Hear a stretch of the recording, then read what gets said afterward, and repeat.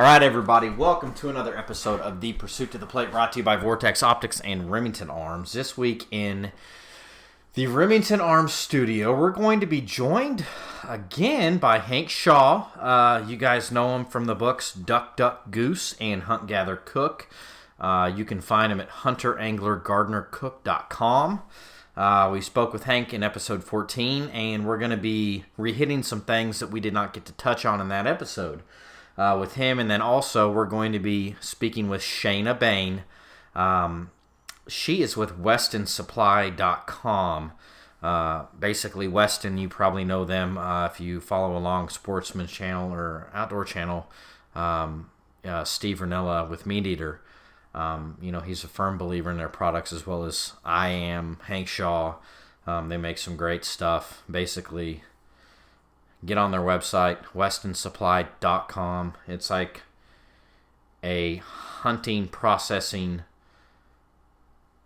candy store. I mean, they got everything a guy or girl could need to process and create your own awesome meals with your wild game. So we're going to be speaking with both of them.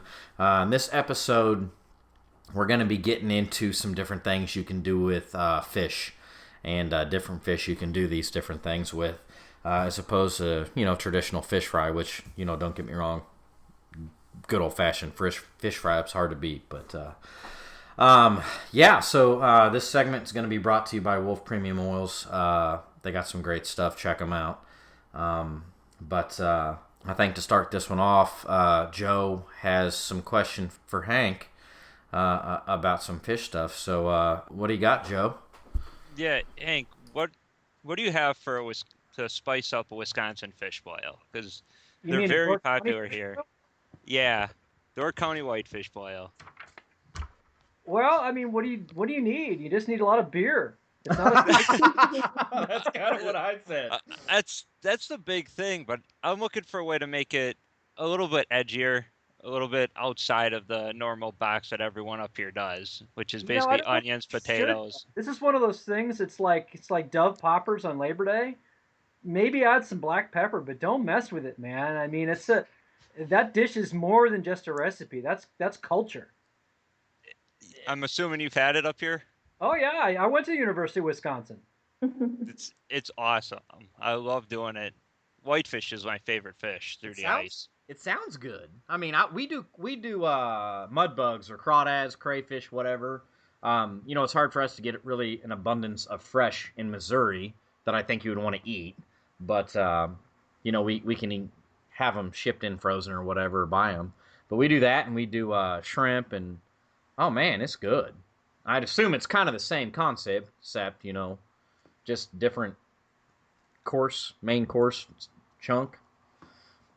The thing, Joe, with any kind of boiled dinner, like bollito misto in Italy, or New England boiled dinner, or Wisconsin fish boil, I find that with something like that, your best bet is to have, I wasn't kidding, is to have good beer. Yeah. But it's to have a pot of really nice, either homemade or just really well-made mustard, because mustard goes really well with that kind of food, and it doesn't take it out of that comfort zone that everybody's used to, but it does make that taste a little bit more bold. I like that idea. I've never even thought of trying that. Other thing you could do, Joe, is take a hat tip from the Scandinavians. Look up Swedish crayfish boil, and right now is the time when they're doing it, and all it is, it's like peppercorns and a lot of heads of dill. And it's just a simple little addition. Again, it doesn't take it too far out of the Wisconsin Scandinavian kind of culture there, but it definitely adds a little bit of uniqueness to your boil. Huh. Nice. Have you ever witnessed anything like this, Shayna? Or is this all pretty much what are they talking? It's really funny because, I'm not a big part of the fishing culture in Cleveland. We certainly have it with Lake Erie being in the north. But it's funny because we talk a lot about how the Midwest, we just kind of group ourselves together. And people think of Wisconsin and Milwaukee, and they think of Cleveland, and they think it's the same thing. And it's so not the same thing at all. I mean, I don't know of any whitefish boils or boils in general that we have around here, so that's very much a Wisconsin thing. Yeah, I've never even thought of boiling fish here. Oh. And But it's so funny boil's because kind of a you make misnomer, though.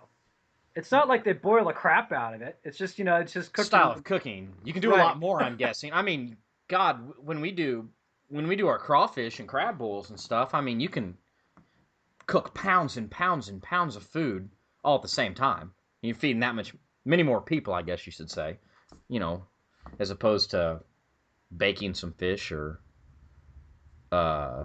frying fish, because that tends to be a little tedious sometimes if you don't have a real big fryer.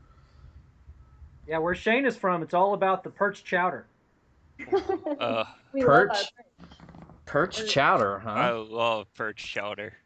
So good. You know how many perch I'd have to catch here to make a chowder? A you lot. Ever perch fish in Cleveland? I've caught pounders, no problem. Oh God. Oh yeah, I believe it. I have a hard time here catching big perch. I think the biggest one I've caught's like maybe 6, 7 inches. Wow, I just that's weak. Mine's 2. Yeah. What I posted one today, Sean, was about 2 pounds. Do what? I posted one to you today. That was about 2 pounds. That thing was. Well, was it a Monster drink, energy drink you had it up next to? Was that when you were doing Bago? I was up in Door County, actually. I was white fishing through the ice. And it was about 2 pounds, right around there. Every bit 3 times the size of the can or 2 times the size of the Monster can. And it was one of those big, it's not like one of them little baby Red Bull cans. You're talking Monster, like, go big or go home and die energy drinks. I love that we're measuring based on energy drinks. Well, yeah, I mean, it is kind of a new one. 3 Monster bottles. What was it? Somebody put something on Facebook a while back, and it was something measuring fish with beer cans. Like, that's how we measure our fish here, and it was like a bass that was like 5 or 6 beer cans long or something. It's like, oh. I figured I'd keep it a little classier than the past Blue Ribbon can. Yeah. Hey, Really? Nothing really? wrong there. Monster's classier than Pabst Blue Ribbons? Really? I don't know. Yeah. No kidding, man. I think fear is a little more universal. It's something we all can envision, and we're like, oh yeah, okay. I've definitely seen more than 6 stacked up, so. Nice. Monster, now with more meth. I tell you. You know what, though? During duck season, I pretty much, sadly, live on Red Bull. It's duck hunt and go back to work after duck hunting for anywhere from 6 to 8 hours, and that's after 2 hours of sleep, so... I'm going to guess that Shayna and I are old school and stick to coffee. Yeah, I was just going to say, us real food enthusiasts. My coffee usually runs out about 10 or 11 o'clock, and I'm talking 3 o'clock on that I still have to be doing and functioning. And I have one of those big Stanley thermoses, like the ginormous, is it 2.5 quart or something? And we will go through the whole thing between us and everybody, and it's like, all right, gas station stop, we need some energy. I fish a tournament. It's two Monsters, a gallon of water, 2 bananas, and 2 peanut butter and jelly sandwiches every single tournament I fish. Breakfast of champions. Yep. He comes back like the Tasmanian devil. So, all right, Hank, what do you got for me for cooking pike? Because I usually do my favorite way is a foil pack with lemons, onions, and apples in it. Well, that's not bad. I mean, now tell me this: are you filleting your pike the proper way, or do you just pick it through bones? I'm filleting it the proper way. All right. Let me ask you this: I've never caught a pike, so what's the proper way to fillet a pike? Is it something that's easily described upon via words, or is there a video that's better off for that? I've got a whole tutorial on Game and Fish Mag. So if you Google how to fillet a pike, you'll find my instructions. Okay. But the only big deal is there's an extra set of bones you got to deal with. It's a Y bone that's in there that bone line you got to take out. If I ever catch a pike, I'm going to be calling one of you guys. Really? So Joe's not let you catch a pike? He won't come up here. I've asked many times. It's hard to get out of my house and go fishing here. let alone across the state. We need to drag Sean up when the Badgers play Missouri. I'm sorry, when the Badgers destroy Missouri, and and show him what a pike looks like. Maybe even a muskie. I'm all for that. I got the gear. I got the boat. I caught my first walleye this year. They have big walleyes in Missouri, actually. I know, and I don't know how to catch them. So maybe one of you guys can come here and show me what the hell I'm doing, because I've asked all the old timers, and they just give me that look like, I'm telling you. Well, Joe and Shayna live in great walleye country. Oh, man. Oh, yeah. Yep. They're Shayna's fish. Shayna's right where I want to go, too. I've never been to Erie. Oh yeah, you have to come out. I mean, it's crazy. Like in the springtime, it is no problem to get walleye.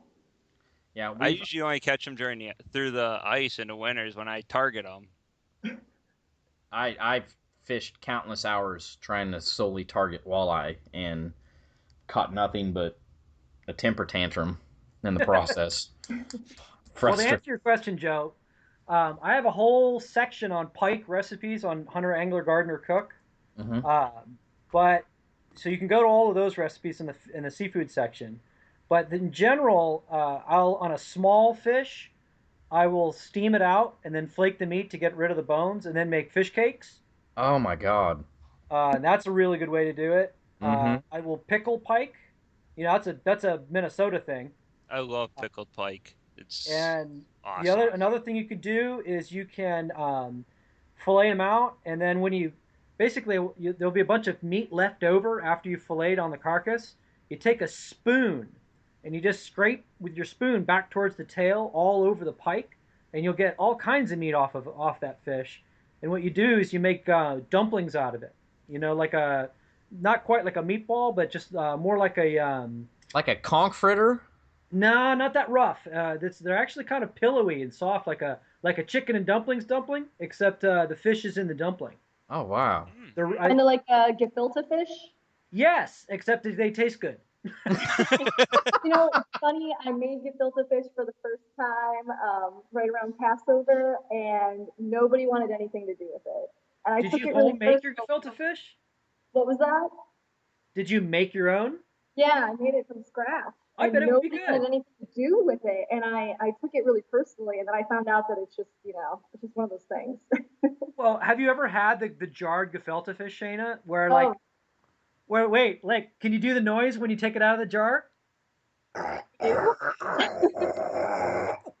Oh no, it's one of those, is it?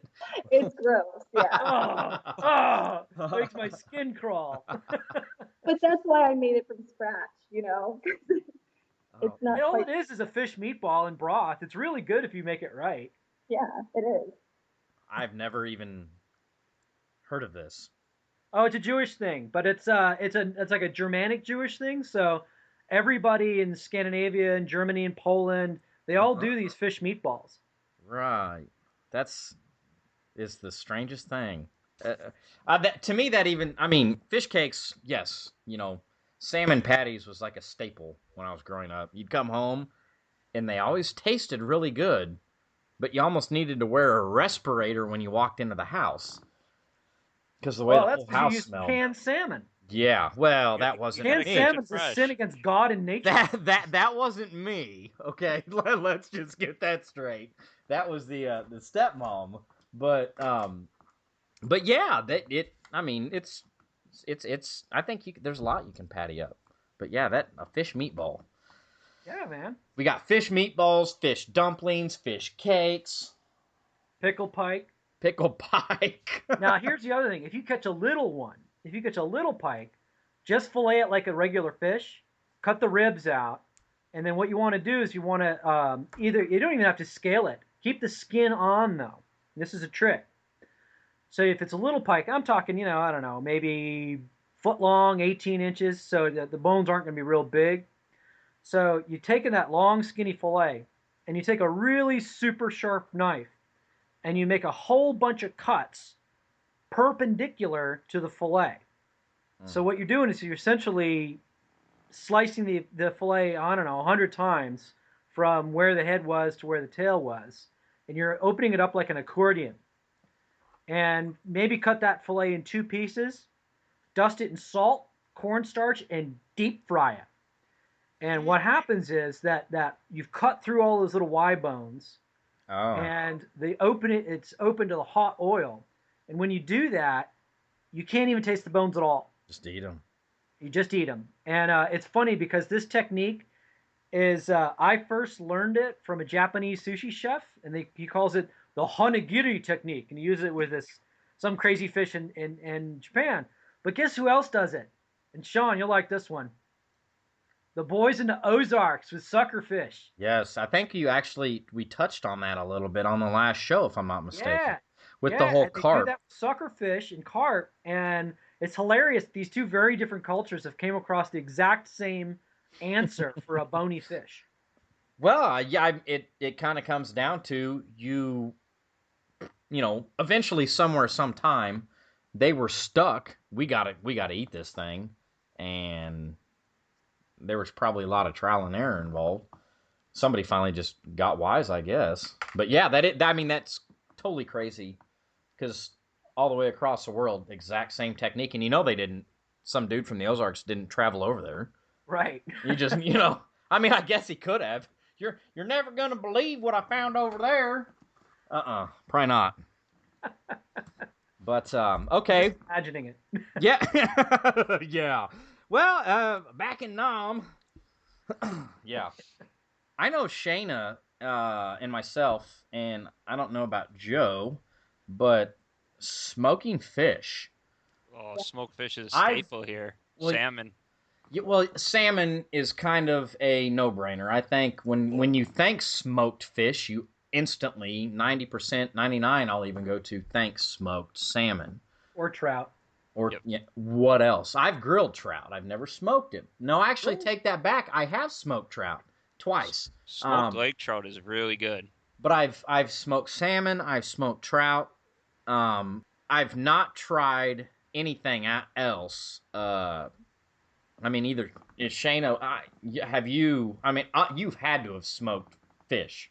Yeah, so that's pretty much my experience with fish. I pretty much always smoke them. And what's really nice is it's actually funny because I learned how to butterfly or kite them from Hank's vlog.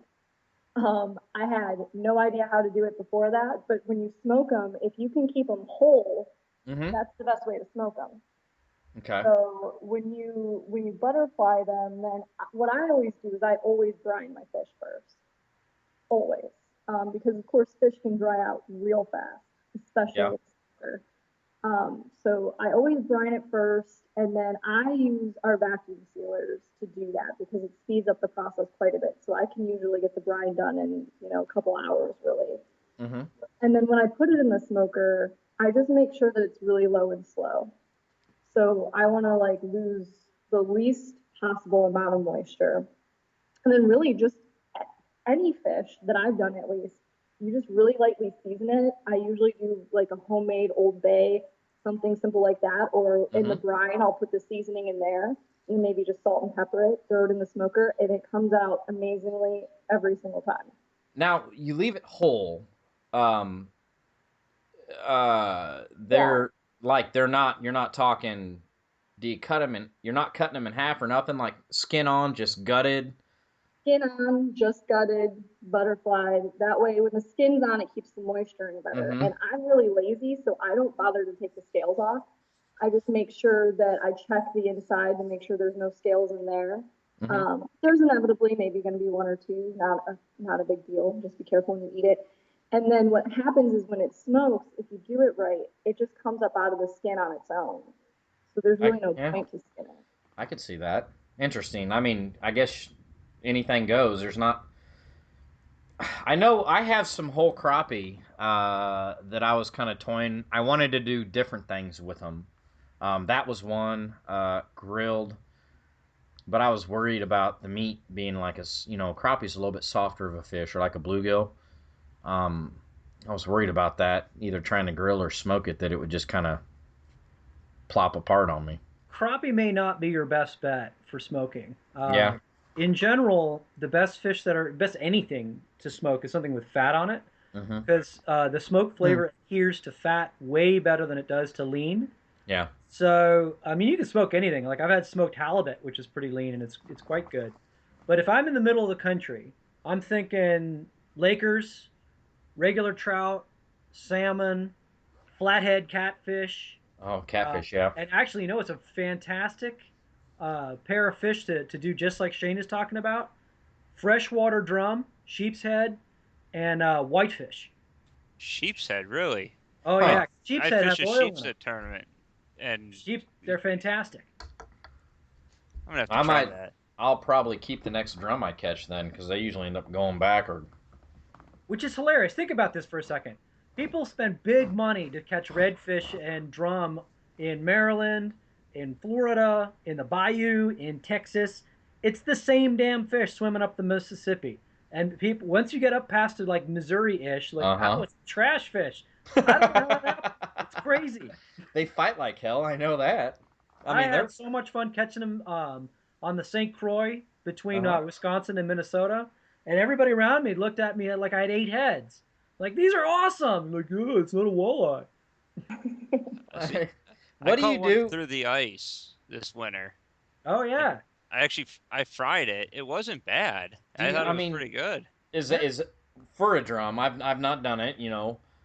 Just if you were to fillet it, if you left it whole, obviously, just do the whole thing. Right. But fillet it just like a bass or crappie, or yeah, more like a bass or a crappie. Yep, they're pretty similar in shape. I'll be damned. But they've got oil on them, so they take a smoke pretty well. What about what kind of wood do you like to use, Shayna? I try to keep it mild, so like hickory, something sweet. I've done mesquite before, but I find that it adheres to it a little too well. I always use alder or oak for fish. Yeah, absolutely. Alder is like the fish wood. And beech if you can get it. Have you guys used peach? Yeah, I mean fruit woods are always okay to use, but I try to avoid. I actually don't use hickory with fish. I think it's too strong. Really? Maple I'll use. That was another one. Nutwoods they're okay, but they're a little bit aggressive for fish, unless you're talking a laker. You could put the wood to a laker literally. And what about apple? Stand up to it. Apples, I know cherry. Cherry can be a bit. It's a little bit more bitey from what I've learned than even more so hickory. I love cherry with pork. Oh, yes. Yeah. Yes, and that's what I've always ribs and pork butts, especially pork butts. I'll use a hickory cherry mixture, like half and half, and then I've kind of toned it down to where with some of my wild game, I've just been doing like hickory and apple.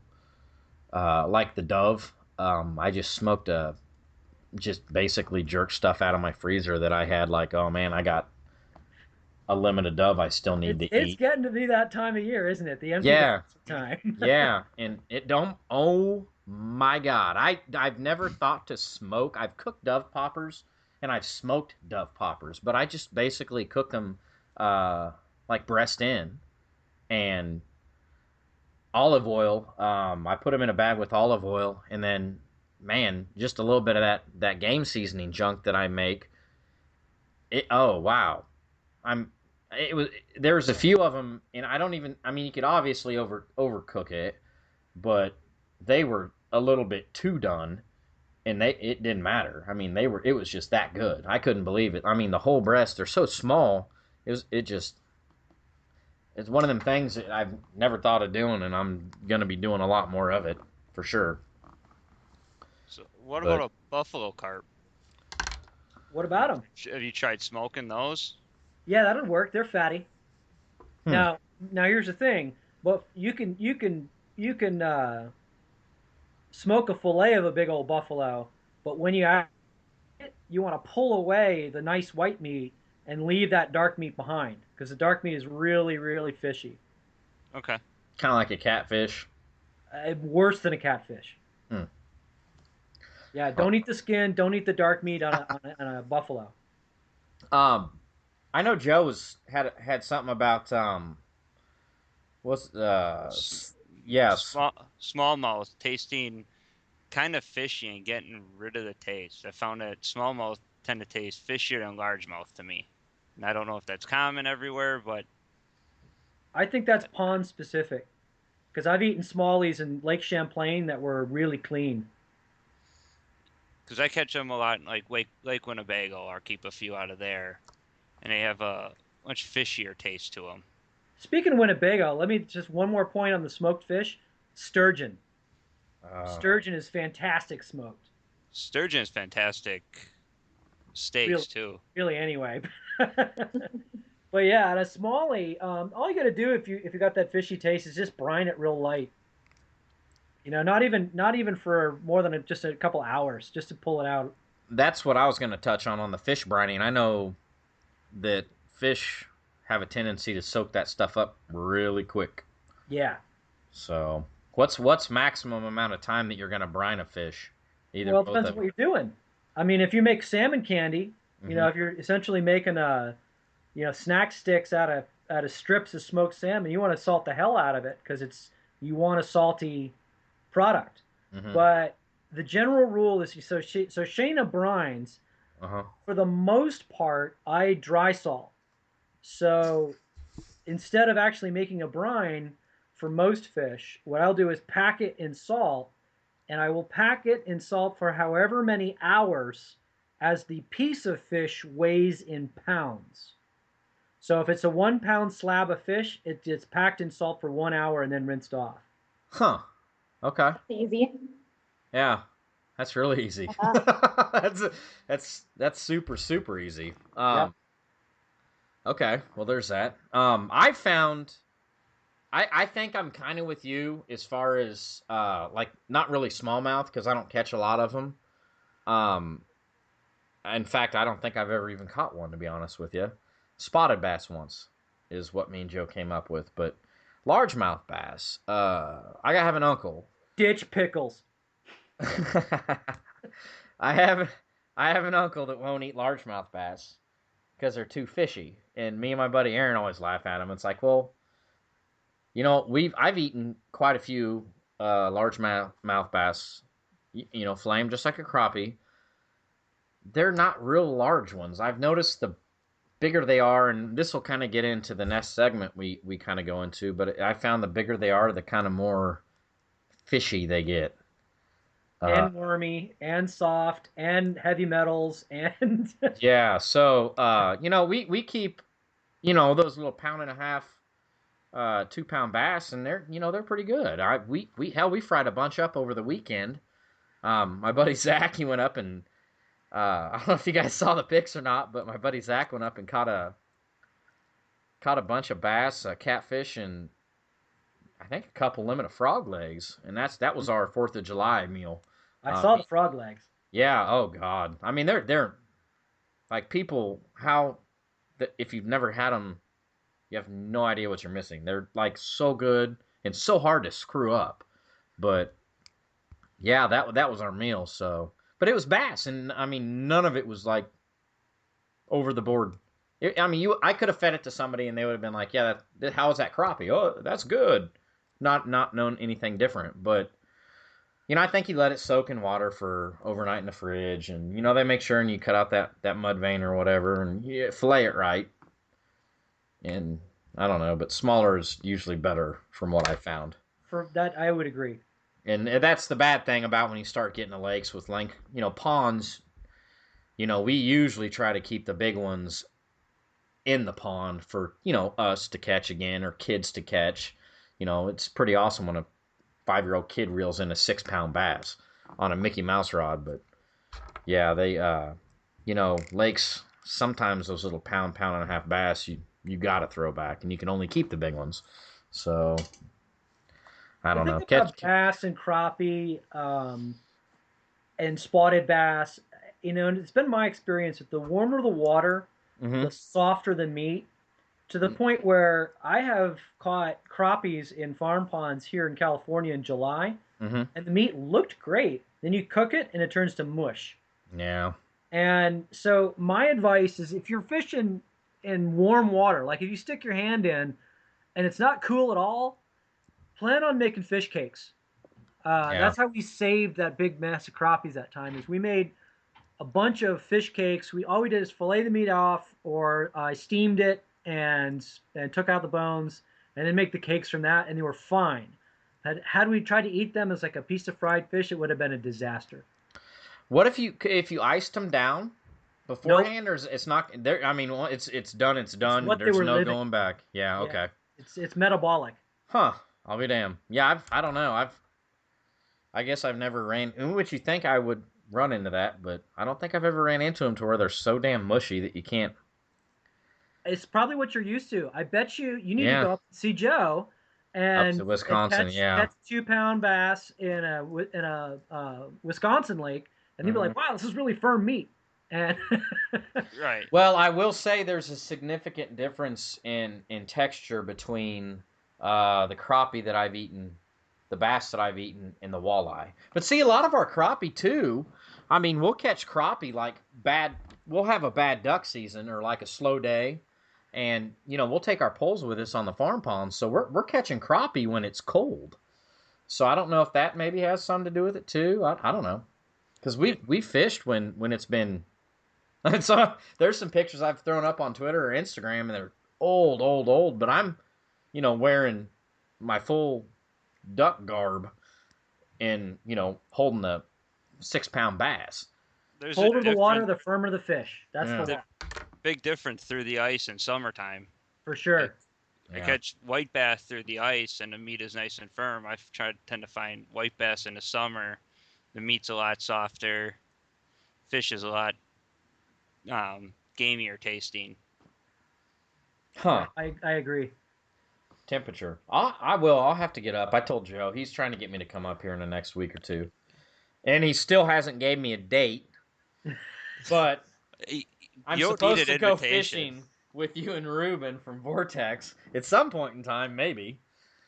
And get up and get on the ice. I know it. I told you. I think maybe this year. I don't know. We'll see. You got to take them spearing for sturgeon. No kidding. That looks awesome. That'd be more my thing than like ice fishing, I think. That is through the ice. Well, I mean with the pole. I've seen the you're sitting there trying to shank a sturgeon. It's crazy. That would be awesome. I've still yet to get one. You shank with a shiv, not shiv with a shank. Oh, I'm screwed. I'm never going to be able to do it. Well, man, fish. I don't know if there's anything else, Joe, you want to touch on as far... Oh, I got one thing. As far as fish recipes, there's one that I do know that I've seen on numerous occasions on the Facebook group, Heather Cook. You're talking about the crack addict fish. Oh, my God. Sweet and sour fish. Holy smokes. I recommend anybody. It looks like an easy enough dish to make, but like check it out. You can find it on your website, right? Yeah. Definitely check out the sweet and sour fish. If you could kind of tell us a little bit as to what that is. Sure. So sweet and sour fish I designed because I catch a lot of leopard sharks here in California, and which are not protected. What? No, not even close. There's bajillions of them. Yeah. Monterey Bay Seafood Watch calls them a best choice. And the thing about it is that it's firm white fish. Mm-hmm. So I do a lot of recipes that require some sort of reasonably firm white fish. Mm-hmm. And you can fry it and do all that kind of stuff. And then I realized I had just made my General Tso's pheasant, which is another incredibly like roll your eyes back in your head good dish. Yes. And I had some fish. I'm like, you know what? I bet you this would work with fish. So I messed around with it a little bit, and it's not exactly General Tso's chicken done with fish, but it's similar. It's like Chinese style sweet and sour, and so it's got a marinade and a sauce, and the fish is slightly battered, and then the sauce is a little bit of vinegar, a little bit of tomato paste, a little sugar, soy sauce, a little stock.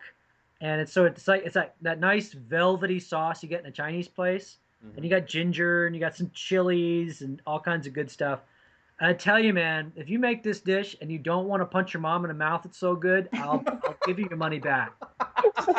Oh, goodness. It is damn good. I've looked over it. It is all stuff that is easy enough to get.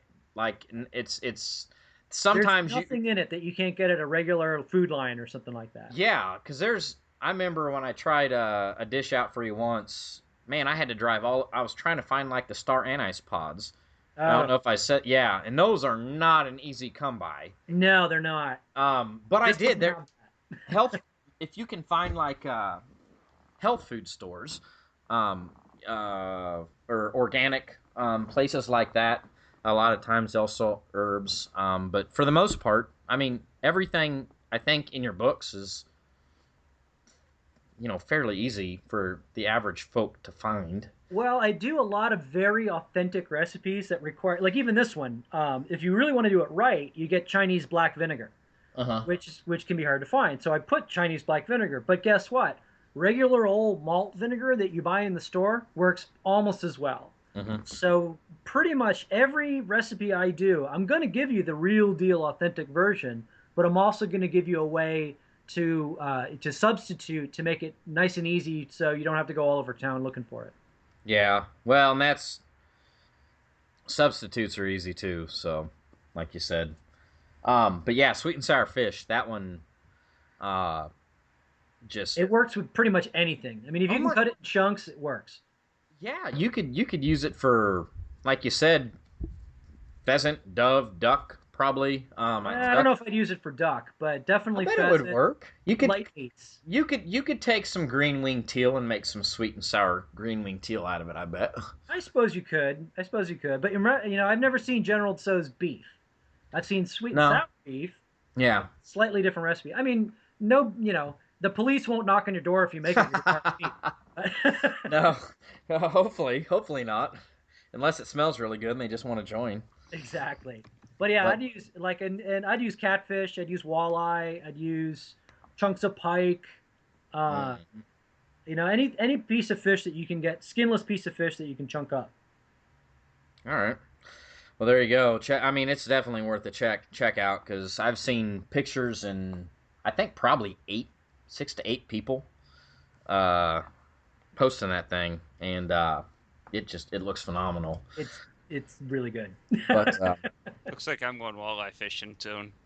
Yes, indeed, Joe. And I think that's about all we're going to have for this episode. Running out of time. So thanks again for listening. The fans, it's amazing. Never would have thought we would have got this much support. Thanks to our sponsors, Remington, Weston, Wolf Premium Oils, Orion Coolers, Vortex Optics, Puddle Set Decoy Anchors, Lethal Scent Control, and Banded. They're all great. You can find them on our website, southpondwaterfowl.com. Don't forget about our Photo of the Month contest and Photo of the Year contest. It's all lumped into one thing. Just submit your photos to Sean at southpondwaterfowl.com and or Brian at southpondwaterfowl.com. And also check us out on Facebook, South Pond Waterfowls, The Pursuit to the Plate.